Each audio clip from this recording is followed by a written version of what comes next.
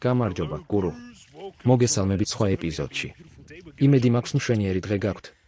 ჩვენ განვიხილავთ ბიტკოინის დიაგრამას და ტექნოლოგიურ აქციებს, განსაკუთრებით Micron Technology ჩიპების მწარმოებელს, რომელსაც აქვს ყველაზე მაღალი ვაჭრობის მოცულობა საფონდო ბაზარზე.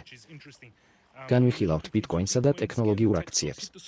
გამოიწერეთ, მოიწონეთ და ჩართეთ შეტყობინებები. მხარი დაუჭირეთ მშვიდობასა და ბუნებას. დავიწყოთ ანალიზი.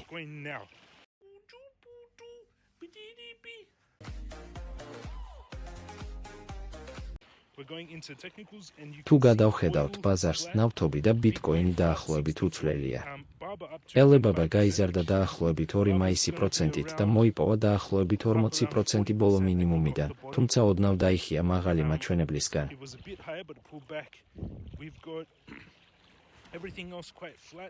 სხვა აქტივების უმეტესობა ასევე თითქმის უცვლელია. SpaceX გუშინ დაახლოებით 4%-ით გაიზარდა. მისი გაშვების ფასიდან აქციამ პირველად განიცადა კორექტირება დაახლოებით 52%-ით, სანამ დაიწყებდა ქვემოდან აღდგენას. 104-თან ახლოს არსებული დაბალიდან SpaceX დაბრუნდა დაახლოებით 150-მდე, რაც დაახლოებით 44%-ით გაიზარდა. ეს არის ძალიან ძლიერი აღდგენა და აძლევს კომპანიას ძალიან მაღალ შეფასებას.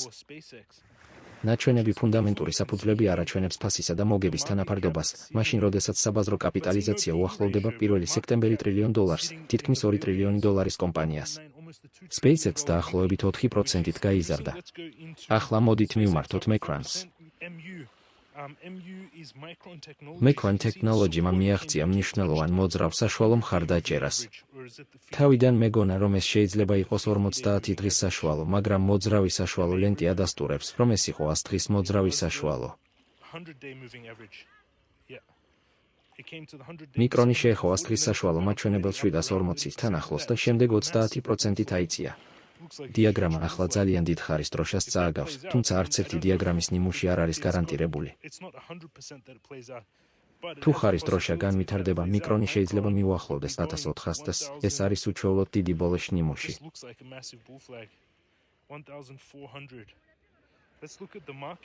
ახლა მოდით შევამოწმოთ საფუძვლები. ეს არხი აერთიანებს ფუნდამენტურ ანალიზს ტექნიკურ ანალიზთან. მე ვსწავლობდი ბაზრებს 25 წლის განმავლობაში და ძალიან ცოტა ადამიანი ასწავლის ფუნდამენტურ მხარეს პრაქტიკული დეტალების ამ დონეზე.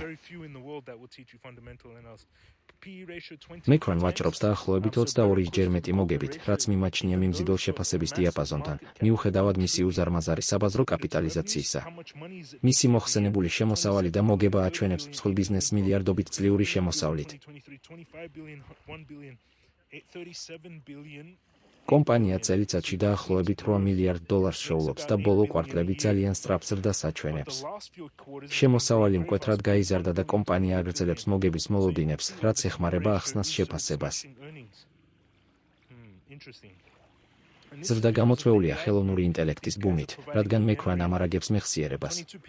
22-თან ახლოს ფასი მოგების თანაფარდობით, ეს შეიძლება იყოს ყიდვა აქ, თუმცა უფრო უსაფრთხო შესვლა პირდაპირ მხარდაჭერით იქნებოდა. სქემა კვლავ ხარის დროშას ჰგავს. საუკეთესო მოგება მოდის მხარდაჭერის ყიდვით. მიმდინარე ჩანაწერი გთავაზობთ დაახლოებით 6 ჯილდოს რისკის წინააღმდეგ. ისწავლეთ ეს კურსებზე. დაუბრუნდით ჩემს აქტიურ ბიტკოინ გარიგებას.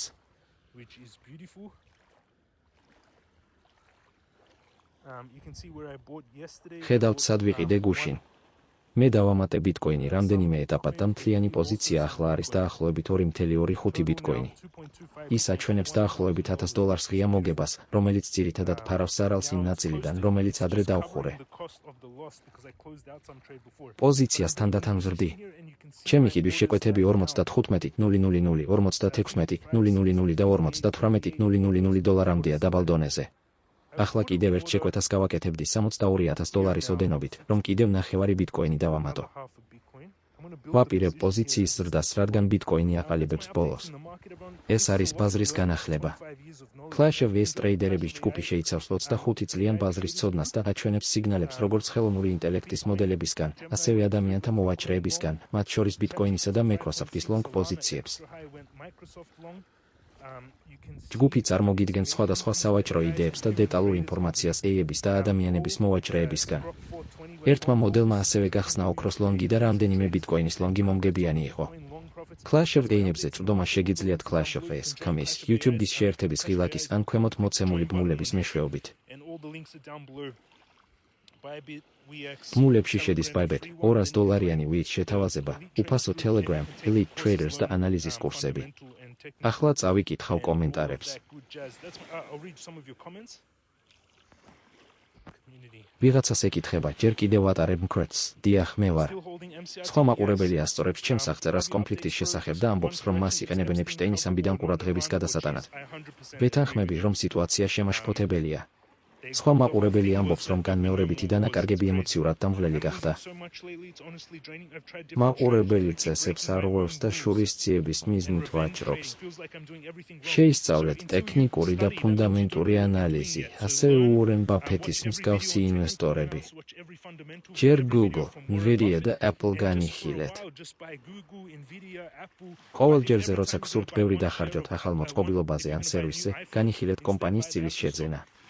თუ გსურთ ახალი iPhone, განიხილეთ Apple-ის აქციები. თუ იხდით Google-ის ან YouTube-ის პროდუქტში, განიხილეთ ეს თანხა Google-ის აქციის შეძენაზე. ეს არის ჩემი განახლება. თუ კარგავთ, ისწავლეთ და დაიწყეთ Google-ით, Nvidia-ით და Apple-ით. ეს რჩევა ასახავს ჩემს 25 წლიან გარიგებას. ისწავლეთ ჩემი მოგებიდან და წაგებიდან. ჩემი პორტფელი ყველა დროის მაღალ დონეზეა, ძირითადად ტექნოლოგიების აქციებიდან. ტექნოლოგიური აქციები რეკორდულ დონეს უახლოვდება. მშვენიერი დღე გქონდეთ, ხვალამდე.